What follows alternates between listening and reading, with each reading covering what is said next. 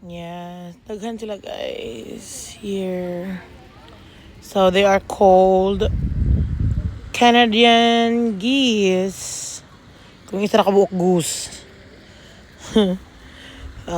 Canadian Canada geese din sila guys. Mga local wildlife nila. Wildlife. Daghan ka audio. So, pwede rin sila mag-suri-suri ari nga. Kaon sa mo nilang ipili ay. Kaon sa ilang food sa kilid-kilid.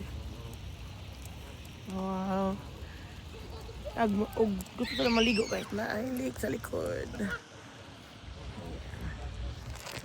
Spring di ay. Spring ang tawag. Hot spring. So, maligo tayo tatog naun. Pero, bugnaw gyapon ang lugar. So, kagman tayo guys. Santaan na laman. Kagman. Kiri. Wow. Grabe ang mga mountains. Very nice. Diyos palibot. Ka-peaceful na lang. Very calm. Wow.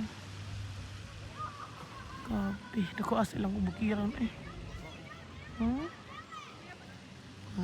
Amazing. Amazing Canada.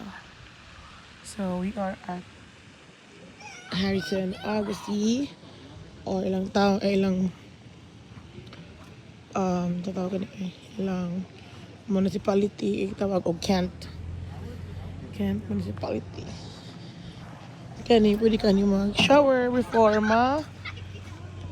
maligo or after maligo sa spring.